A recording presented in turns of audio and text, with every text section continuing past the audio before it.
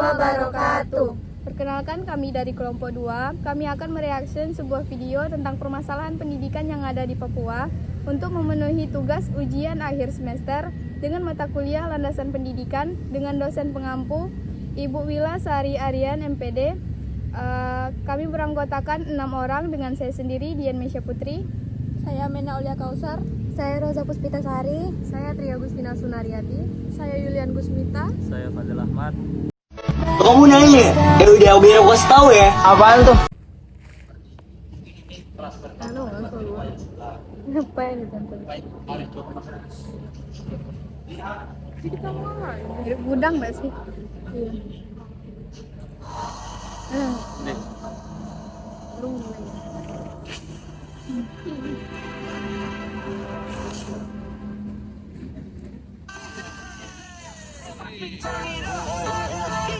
Ya Allah.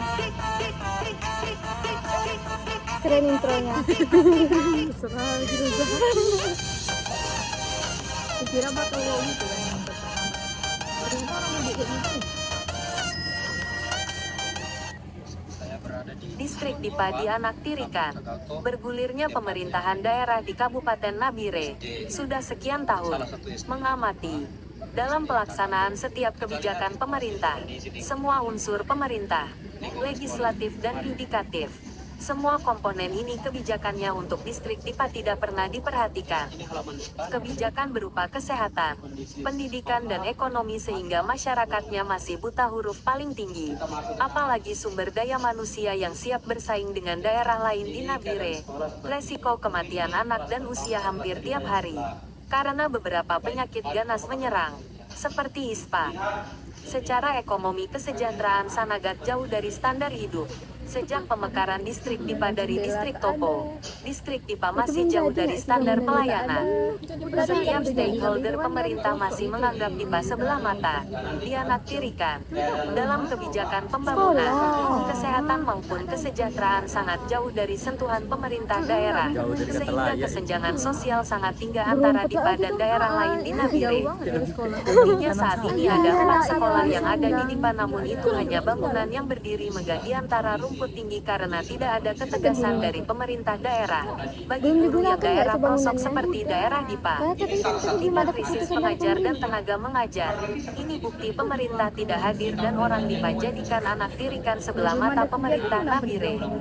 Selain itu, Dipa selalu korban politik dalam perhatian pemerintah. Padahal beberapa kali demokrasi politik di Kabupaten Nabire, para paslon memanfaatkan suara dari masyarakat Dipa. Namun dalam kebijakannya oleh pemerintah, pembangunan dan kesejahteraannya seperti pada zaman Batu. Kehidupan di distrik Dipa masih sangat terisolir, masih tidak tersentuh oleh jamahan tangan pemerintah. Dipa berkali-kali diskriminasi kebijakan dan sudah banyak korban politik berulang sampai tahun 2022. Kapan didengar suara hati orang Dipa? Kapan didengar dan ditanggapi kebutuhan orang Dipa? Padahal dunia sudah maju. Dipa masih di zaman Batu. Dunia sudah terkoneksi dengan lainnya.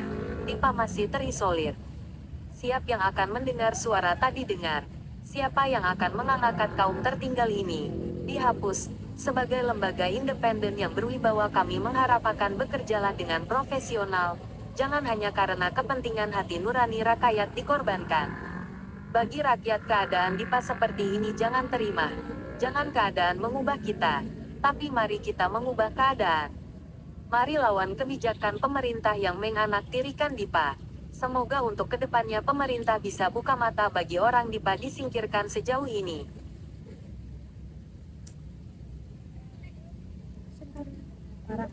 Terlalu memandang ke kota, jadi daerah pedalaman itu kurang diperhatikan nggak? Makanya masih banyak di daerah-daerah perdesaan itu kan sekolah-sekolah kayak gitu. Seharusnya pembangunan tuh merata lah. Iya.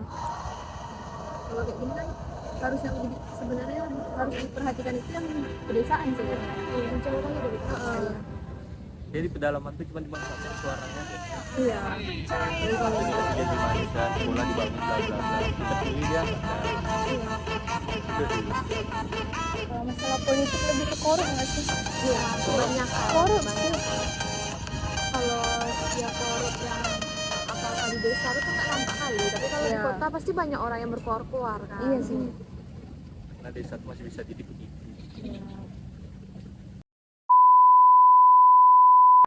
Baiklah, dari video tadi kami dapat menarik kesimpulan bahwa SD di distrik Dipah yang ada di Nabire, yaitu di Kampung Tagado, tidak pernah diperhatikan dan dipandang sebelah mata oleh pemerintah daerahnya sendiri, baik itu pemerintahan dari legislatif maupun dari yudikatif.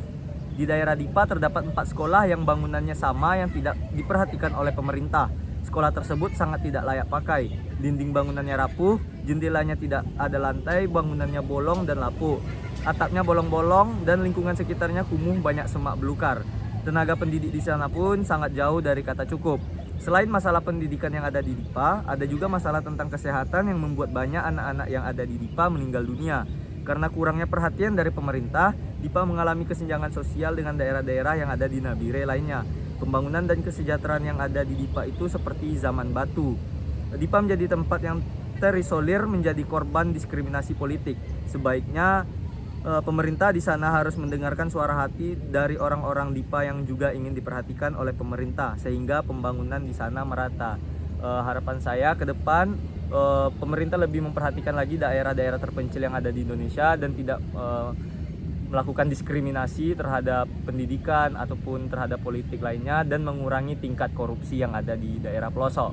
Sekian dari kesimpulan dari kami. Dah. Ya, sama-sama lah itu. Kami akhiri dengan Assalamualaikum warahmatullahi wabarakatuh.